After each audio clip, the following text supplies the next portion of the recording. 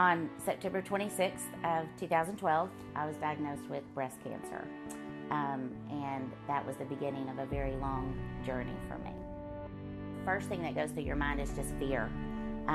It's just all these what ifs, what if, and you think about your children. And at the time, my children were younger. My husband and I got down on our knees and we said, Lord, don't let fear rule our lives. We know that you're in control. We have faith that that you've got this, and so you have to make a conscious decision to walk in faith at that point, because if you don't, fear will completely take over your life. So we were very proactive. We called the doctor. I had 4 surgeries in 4 weeks. Started the chemo, and then physically you start to break down.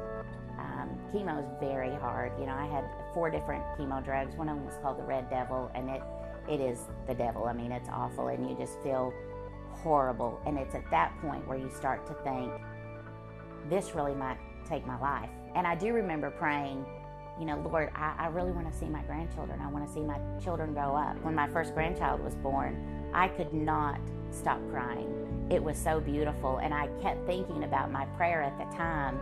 I want to see my grandchildren, and I want to live, and I want to have a good and fruitful life.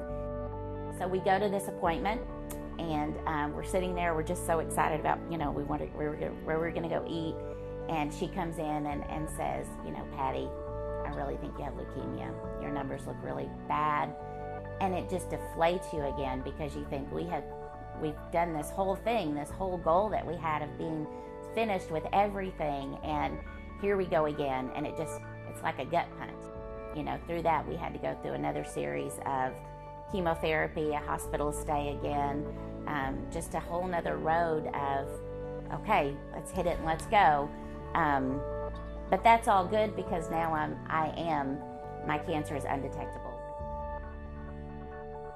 More and more people started going and reading my Caring Bridge page. So the Lord started putting on my heart, put it in a book. They have it at Living Water bookstore here. And so it's His Perfect Peace.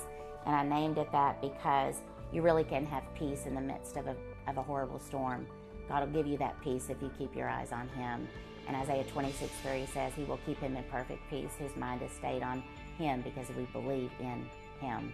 And so that's what I held on to, is that when you're not focused on yourself and the cancer, that you focus on Him and His Word and all His promises to you, you really do have peace. You may be struggling, you may be hurting, but there's a peace that God will give you, and then He'll start to show you all the blessings that He has for you. So that's why it's called His Perfect Peace, is because you really can have peace in any storm that comes your way. It doesn't have to be cancer, it can be anything. God will give you that peace if you keep your eyes on Him. I'm a 3-time cancer survivor. I've had breast cancer, leukemia, and lymphoma. My name's Patty Kyle, and this is my story.